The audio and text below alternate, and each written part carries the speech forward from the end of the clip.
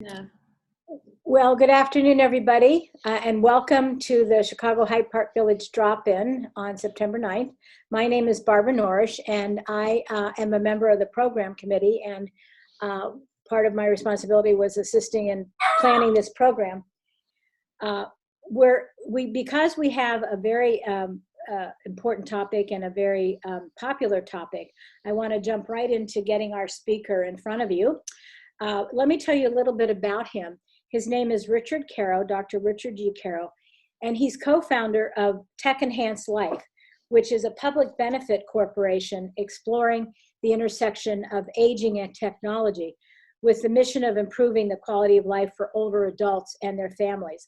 So obviously this is a group that deals with topics near and dear to those, to the heart of those of us on the call. And by the way, I do want to say that I want to welcome all of our Chicago Hyde Park Villagers, members and friends, but also we have folks from other villages around Chicago, and we did invite folks from the Center for Life and Learning at Fourth Presbyterian Church, so we may have a few of those folks joining us. I want to be sure and welcome all of you. Let me tell you a little bit more about Tech-enhanced Life. It's an organization based in the Silicon Valley area of Northern California. And this company aspires to create a global community that can make a real impact on the quality of life of aging people around the world. Dr. Caro has over 30 years experience at the intersection of technology and business. And his prior experience includes being a chief executive officer and chief technology officer in high-tech companies in both Silicon Valley and Boston, and as an angel investor. You'll notice when he starts speaking that he came from outside of the States. He was born and raised in Australia, received a Bachelor of Science with honors from Melbourne University, Australia, Doctor of Philosophy from Oxford University, where he was a Rhodes Scholar, and he was awarded an IBM postdoctoral fellowship to work at Stanford, at which point he moved to the USA, and he has lived ever since, and he's currently residing in San Francisco. The research that Tech-enhanced Life has conducted on medical alert systems has looked at over 50 different systems and includes testing of many of the projects that look the most useful. And I wanted to say the reason we're so glad to have him is that when we were looking for a drop-in speaker about medical alert systems, all we were coming up with are people who work for a company that sells one. And you never know if you're getting an unbiased assessment of the device, and you're only hearing about a very limited product.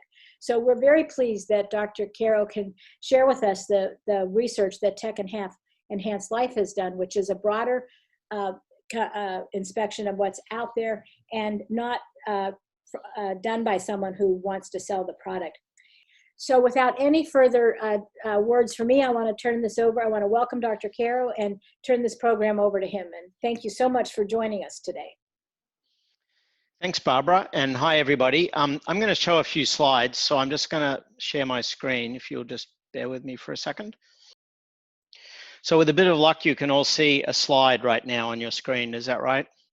Yes. Excellent.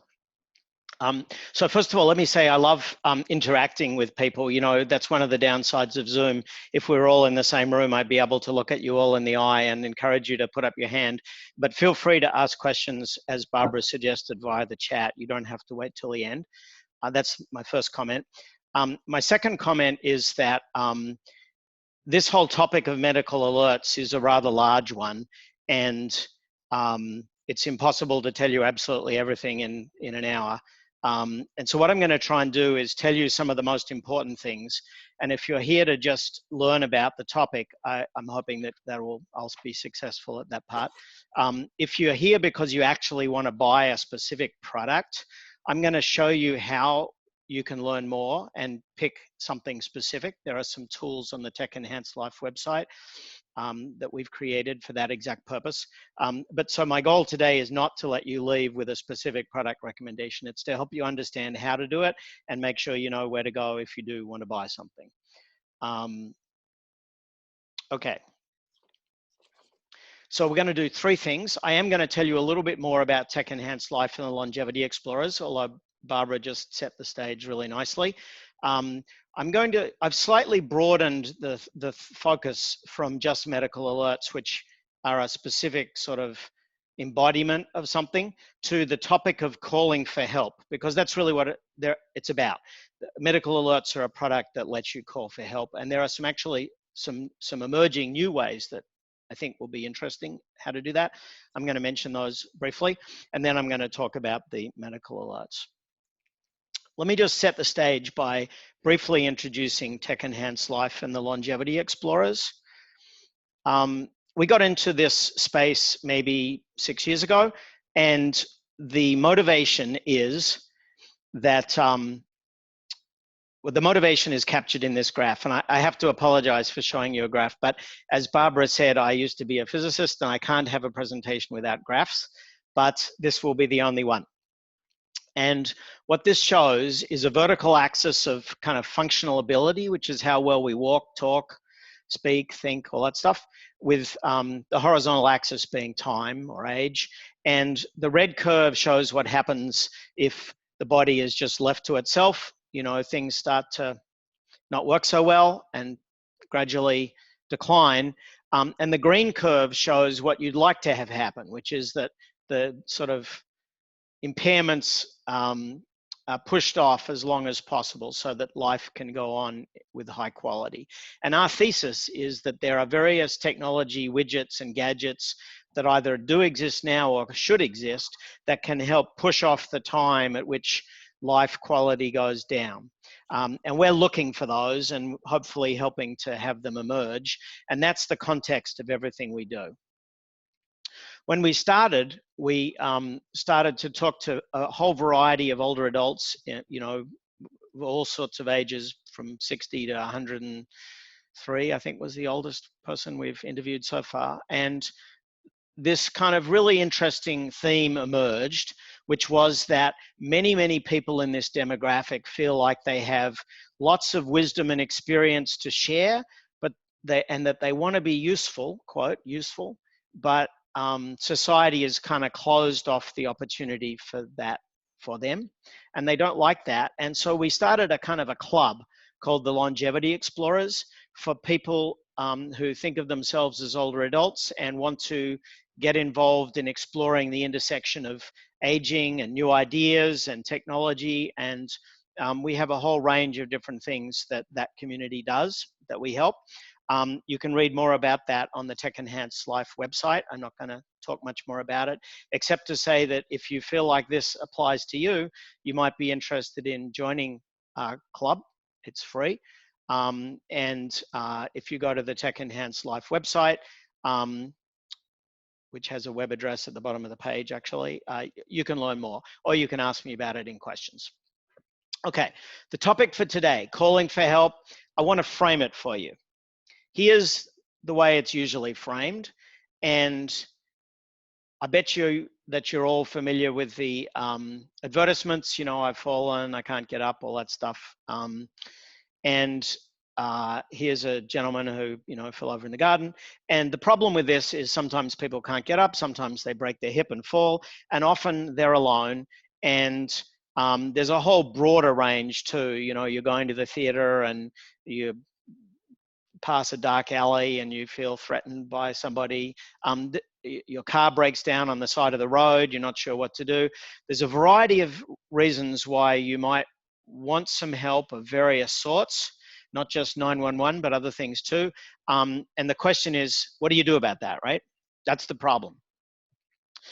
The reason we started researching this field is that there's a bewildering array of, quote, solutions that you can buy. We've tested well over 50 of them.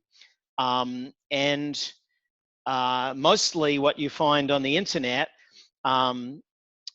is marketing material. And we found that this field is quite complicated. It's not simple, and it's not as simple as just saying, buy this one, it's really good, that's all you need. We found that different people need quite different products. And so there's no such thing as a best medical alert. However, for most people, there probably are 2 or 3 that are best for them. And so the focus of our research has been trying to understand how you define which people need which products and connect those 2 things. As I mentioned, there's a big shortage of objective guidance, or there was when we started this work. Now we think we've managed to put together a body of work that addresses that. We've focused on doing this in a very kind of, you know, quasi-scientific way. We have an expert advisory panel that's got all sorts of people on it with expertise in science, technology, aging services, clinicians. We draw a bit on the insights of our Longevity Explorer community to hear what real people think about these products. And for my sins, I seem to be the person who's the point person, and I've personally done quite a bit of the testing. Barbara introduced the company where there's no sponsorship of this project from any companies. There's no sponsored content, no ads. It actually costs a bit of money to do all this, and we've funded that ourselves. Think of it as a philanthropic endeavor. We do some other things that generate funds, like helping companies with advice with new products and things like that. But our research is funded entirely internally. And unlike almost everything you'll find anywhere else on the internet, we actually test these products. So there are lots of sites on the internet that claim to review products of this type. And I've never found one where they actually test them. They just copy and paste marketing material from the companies. So I've personally, all these products you see, that's me in the photo, and all these products you see, I or someone like me has actually bought and evaluated. Okay, let's just pull back a little bit and talk about the bigger picture, because the idea of a button that you press is familiar to most people, and it's what I'm going to spend most of the talk talking about. But there are two things that have happened in the last year or two that have really, that have the potential to change the landscape. I think maybe they haven't quite changed it yet, but I think they will be. And the first one is voice interaction and artificial intelligence, which is what I mean by AI. And the most common embodiment that people are familiar with for this is Alexa. And there are competing products that other companies make, like Google. And the key point here is that instead of having to interact with a computer or a technology with buttons, you can interact now with voice.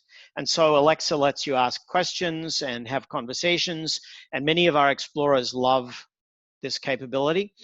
And in theory, this means you could say, just say help, or send help, or a whole range of different things, and this artificial intelligence would interpret that and trigger all sorts of things.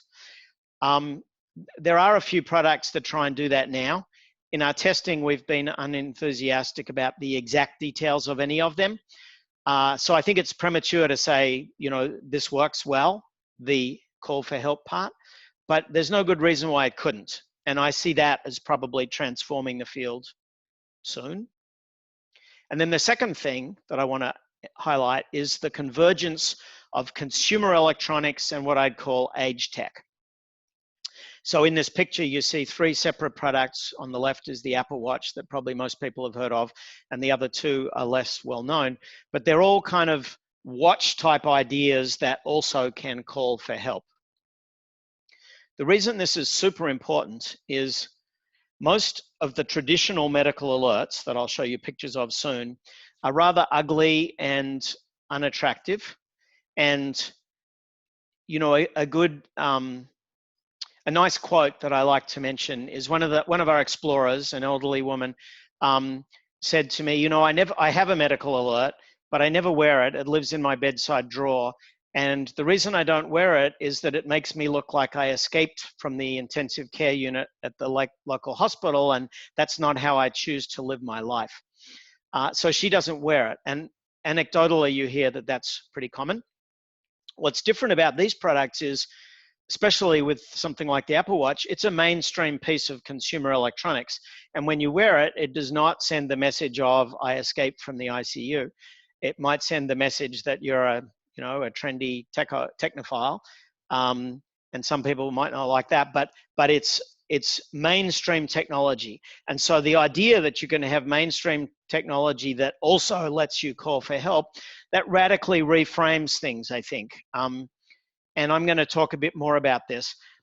But my passing message, my closing message on this type of stuff is I'm not certain these are quite perfect yet in terms of calling for help, but I think they will be. And so I see this as where the field is going to be going.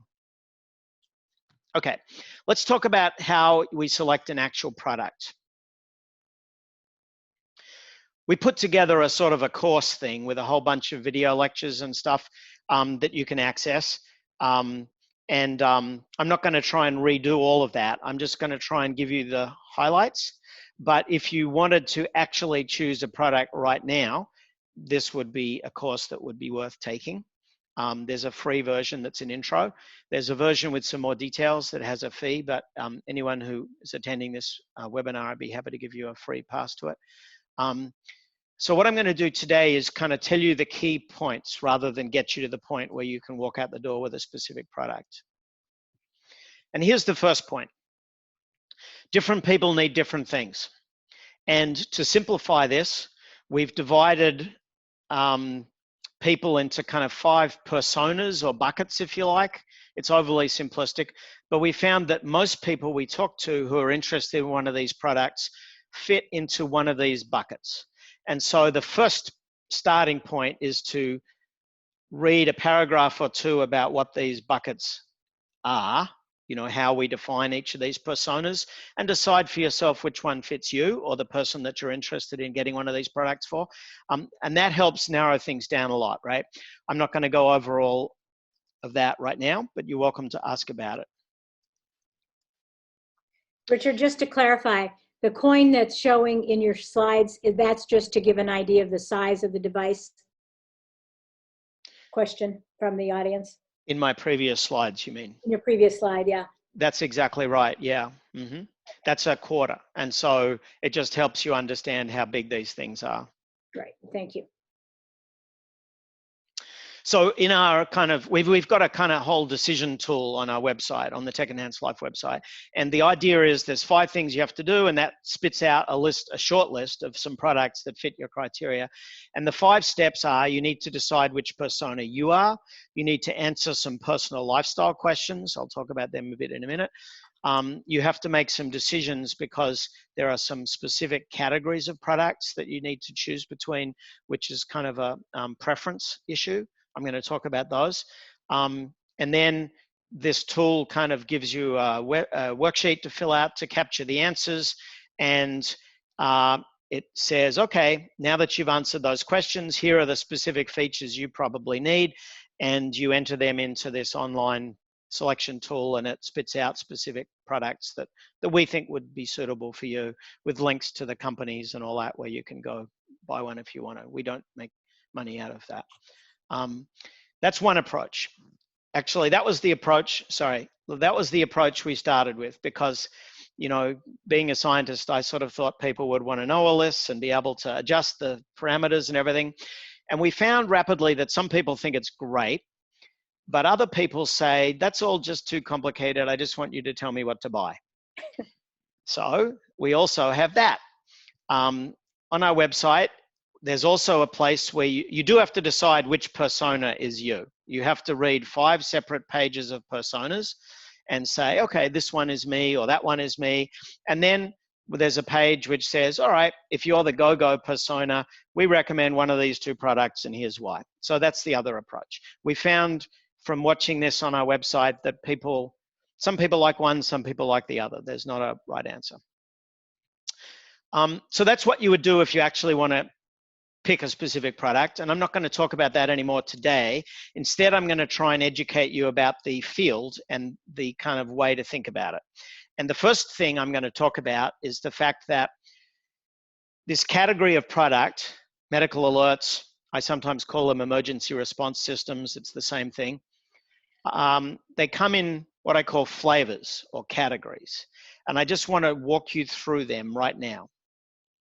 The first one, which is the traditional one that you see in those television ads with the frail old lady who fell over and can't get up, is what I call an at-home wearable. And what that means, you see a picture of one of them in the image. What it means is there are 2 pieces to this. There's a sort of a box thing that lives somewhere in your house on a table with a big red help button. And then there's a little pendant that you can see in the picture that you wear around your neck. And this concept has good bits and bad bits about it.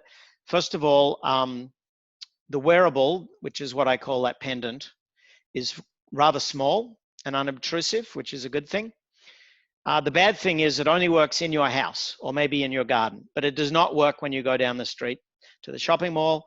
It does not work when you go on your hike in the woods. So it's for sort of people who really only need a product in their house. It was designed for the stereotypical frail little granny who sits in a one-room apartment for her whole life. And my experience has been there are some people like that, but I bet you many people on the call don't feel like that's them. And so if that's not you, this might not be the right product. That's the first category. All of the companies sell stuff like this. Mostly the technology is rather dated. Mostly it was developed, I don't know, at least 20 years ago. But it's quite robust and works quite well so long as you just need it in your house. Here's the second category. I think many people end up wanting something like this that come to talks like this. Many village members identify themselves in the go-go persona, and they want something that works everywhere, not just in their house. And there's a range of different products that do that. The ones in the picture represent some specific brands. They're not the only ones though. And the ones in these pictures are all pretty good. The good thing about this, the big advantage is this works everywhere you go. And when I say everywhere, it works anywhere there's a cell phone signal. It does not require you to have a cell phone. It doesn't require you to use your cell phone or any of those things, but they're basically, they have a little built-in cell phone inside them that you don't need to know about really to use them. And so long as there's a cellular signal, they will work. That's most places really in America.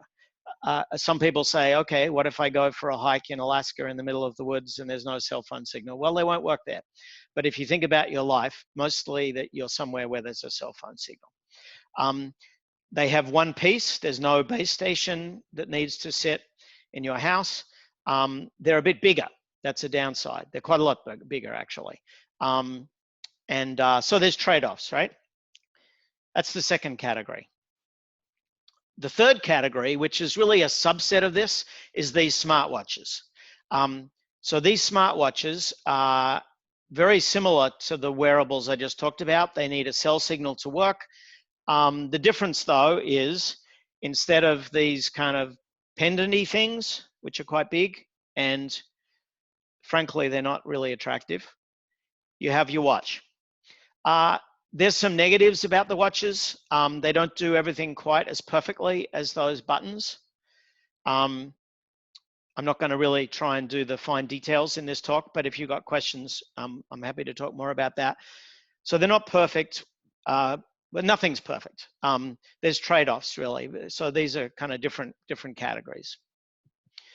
There's another category which is of rather limited. There's a rather limited demographic that likes this, but this category has a base station at home. It has a pendant that you take with you, and then it has a second piece that you need to take with you too. So see how there's 4 separate things in this picture.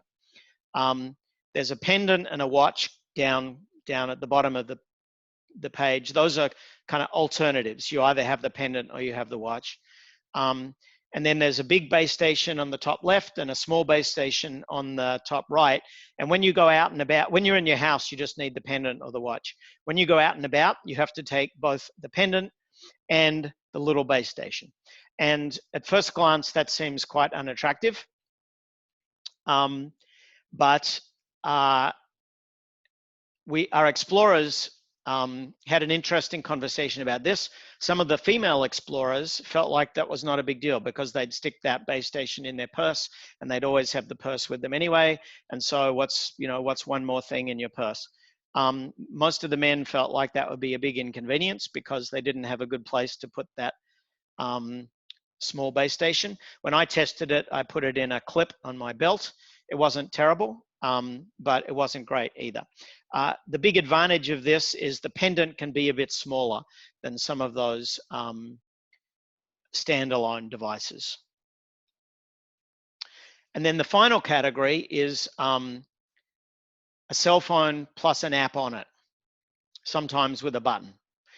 And the difference here is you're really counting on the cell phone to do the heavy lifting of calling for help. And if you're the sort of person who never puts your cell phone down and has it in your pocket everywhere you go, this is quite a good category. If you're not that sort of person, it's not. The final point in all this is that the wearable, which is the thing you have on, comes in many, many flavors. And so some people really want something around their wrist. Some people are happy with something on their belt. Some people like something around their neck. Some people really care about how it looks like. Some people don't. So there's quite a lot of preference type issues when you get down to the exact cosmetic appearance. And there's lots of kind of what I call micro flavors, which product people would call features. And most of the stuff on the internet kind of tries to bamboozle you with all these kind of micro features. They are important too, but they're less important than everything I've talked about so far. And I'm not going to go into them right now, but I am going to talk about some kind of secondary issues that do matter in a minute. I'm going to gloss over this actually, but what I just want to say is we do a lot of interacting on our website with people who are looking for these products. And I'd have to say that there's a lot of interest now in these new consumer product versions. I wouldn't be surprised if some of you have questions about that, so feel free to ask. Okay. When you start to think about these, there are some key decisions you need to make that I'm going to just talk about for a bit. Here's the first one, and this is a closely guarded secret, I have to tell you. So if you were sort of zoning out for a minute as I went through all this stuff, this is the time to zone in again, because this is probably a pretty important point. All of these things rely on somehow sending a signal to someone to help you, right? You push a button and something happens. And the question is, who is that someone? Who is the responder? And there are two sorts of products. There's what's called a monitored alert system and an unmonitored one. And the big difference is who is at the other end of the button. The vast majority of these products are what's called monitored alert systems. And what that means is that when you press the button, there's some professional person sitting in a call center somewhere in the world, mostly in America, who gets the call and does something with it. And what they do is first they interact with you a bit. They say, Mrs. Smith, how are you feeling? You know, did you hit your head? Are you okay? And that's important because most of the time when people press the buttons, it's not really an emergency. It's either a false alarm or it's some lesser situation than needing the ambulance. And that person, the responder, has the job of kind of doing that triage and, if necessary, of calling 911 and sending them to your location. There's a fee for doing all that, which is why these products are quite expensive. The monthly fee that they charge, a lot of it covers this professional response. And for business model reasons, the vast majority of companies, this is what they want to sell you. They want to sell you a monitored alert system. And I also personally think it's quite good. I think it's good that there's somebody there. But some people say, I don't want that actually. What I want is for this product, when I press the button, to call my sister or my daughter. And I especially don't want to pay the $40 or $60 a month to have that professional person. And so if that's what you're thinking, what you want is these unmonitored alert systems. The way they work is when you press the button, they call some phone number that you have told it to call. And in the good ones, there's kind of a tree of numbers. So you can have it first call your daughter, and then call your son, and then call your neighbor, and then call 911. That's how the best ones are set up. Some of them are less flexible than that. Some people think that's good, actually. It really kind of depends who those people are and whether they're going to be available. You know, if you've fallen and broken your hip, you don't really want it to go to your daughter's answering machine and then to your son's answering machine and then to your neighbor's answering machine and then to ring for, you know, and not go to any answering machine of the person around the corner, and only then finally to call 911. Probably you don't want that. Maybe you do. Anyway, these are two categories. The take-home message is that you'll find almost nothing on the internet about the bottom category, almost nothing. There are a handful of products that work that way, but they're not heavily marketed because they don't have this very lucrative business model of recurring monthly fees. There are some of them on our website you can find if you're interested. The second big decision is whether you want it to work just at home or also when you're out and about. And within that thinking process, you also have to ask yourself whether you have good cell coverage in your house, because the ones that work everywhere mostly rely on cell coverage to connect. And if in your bathroom, for example, there's no cell coverage, or in your garden there's no cell coverage, that could be problematic. So this whole question of whether you want just the at-home one or the one that works everywhere, it takes into account where you have good cell signal. It's a somewhat complicated topic. We can talk more about that. Richard, I do have a question from someone. Perfect. The question is, can you use a text message rather than calling a phone number? Yes, in some cases. So I think to reframe that, as I understand the question is if you have the unmonitored sort where you're relying on your friends and family to respond rather than a professional, can you have it be sending text messages rather than making a phone call? The answer is some of the products do let you have that flexibility and some of them do not. And so if that's the path you were going down, that would be one of the things you'd put on your, your checking list to compare between products. Any more questions there, Barbara? Nope. Good. Not at this point. Okay, so we've talked about this big question of at home versus out and about. I'd say that's one of the most important questions. Then there's the question of how you want to interface with it. Do you want it to be an app on your smartphone? Some people think that's a great idea. Some people think it's useless, especially if you don't even have a smartphone. So that's kind of an important distinction. Do you want a thing you wear, what I call a wearable, or do you just want a smartphone? And then if what you want is a thing you wear, there's a secondary question. Do you want something that looks like a watch? Do you want something that looks like a pendant? Do you want something that's on your belt? There are technical advantages of one over the other. If all you cared about is which works best, there's an answer to that. But most people, I find, that's not the most important question to be asking. Anecdotally, you hear that maybe only 20% of people who have one of these products actually wear them. And they're really not useful at all if you don't wear them. And so I think what matters here is which product will you wear?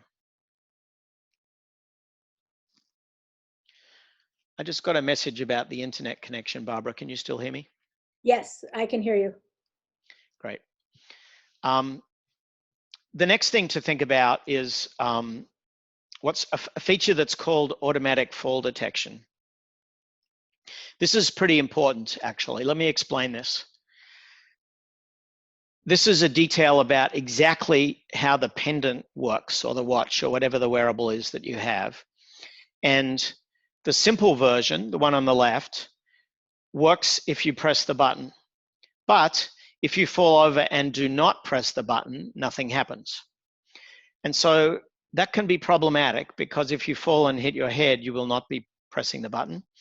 And also, what you read from studies of this stuff is that quite a few people, when they fall and hurt themselves, they panic and they're disoriented. They might have cognitive issues anyway, and they don't remember to press the button. And then the third aspect, which I used to think was surprising, but I've heard it a lot, is there's definitely a category of people that tell you, well, I did fall over and hurt myself, but I didn't want to bother my daughter, or I didn't want to bother the emergency people by pressing the button, so I just lay there until someone found me. I've heard that quite a lot. So anyway, just having a button that you press is not perfect. The good side is it lets the pendant be very small and light and unobtrusive, like you see on the left. The thing on the right works quite differently. It's also bigger and heavier. The thing on the right, when you fall, you can still press the button. There's nothing wrong with the button. It works fine. But if you fall and you don't press the button, there's electronics inside the pendant that automatically notices that you've fallen. It has an algorithm that can detect that it's fallen.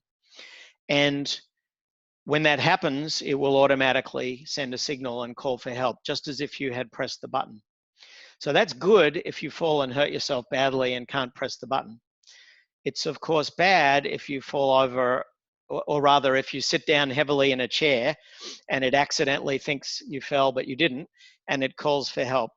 So it's got a false alarm issue, which people worry about. So there's kind of trade-offs, which we can discuss more if anyone wants some questions. But I actually think this is a good feature. I think there's a whole range of things you probably have to do to take care of the fact that it might sometimes make a mistake. But on balance, I think if you're going to have one of these products, the whole point is to protect you for when you fall and hurt yourself. And if it was me, I would want something that automatically notices that. And so there's a follow-up question for that then, Richard, is if you fall and you're okay, can you cancel the notification? The good products you can, the bad ones you cannot. And so that's a rather important detail. The good products have the capability for somebody to talk to you through the pendant and say, Mrs. Smith, we just got an alert, are you okay? And if you're fine, you say, actually, sorry, I'm embarrassed, I just sat down and I'm fine, and then that's okay. The less good products do not have that capability, and the first thing you know is, usually there is a way to cancel it, but if you don't know that it sent an alert, you usually don't cancel it. Mostly you can cancel it by, for example, pressing the button twice or holding it down or something like that, assuming you remember all that. But the ones that don't talk to you out of the pendant, I think there's a definite possibility that you won't notice you've triggered the alert accidentally. And what happens then is the firemen knock on the door.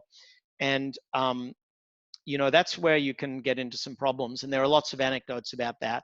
For example, one of our explorers told the story about how she went to have a shower in the bathroom and she dropped her pendant by mistake and didn't notice it, and it triggered an alert, and the fireman came along and she was in the bathroom, so she couldn't hear the front door, and they broke down the door.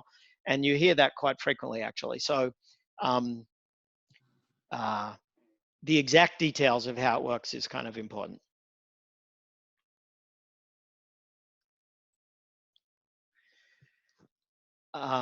Richard, there's a question about needs a pendant form factor. What does that mean? Yes. So the auto detection of falls has a somewhat sophisticated algorithm that makes it work. And the companies have learned how to make it work when you're wearing it around your neck. However, when you put it on your wrist, most of the companies have not figured out how to make the automatic fall detection work when it's on your wrist. There's a notable exception to that, which happened since I made this slide, actually.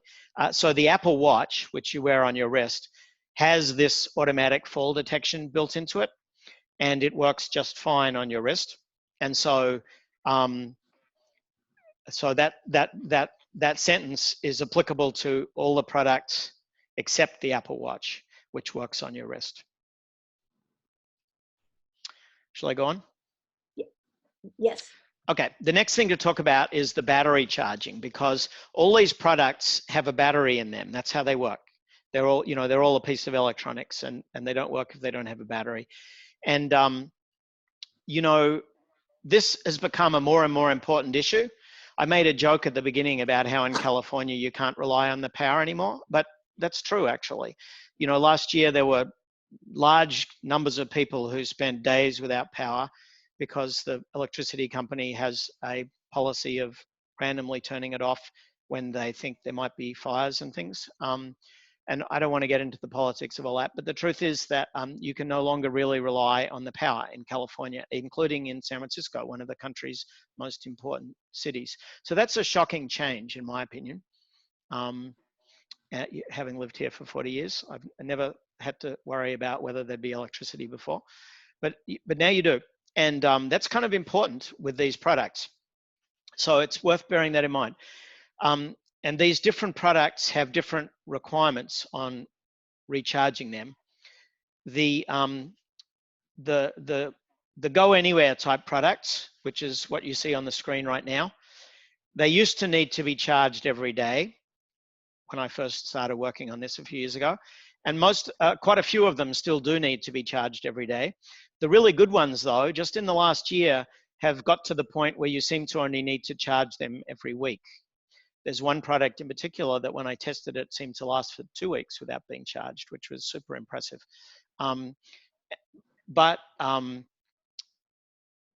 Whoever's wearing it, they need to ask themselves, will I be willing to charge it at the appropriate schedule?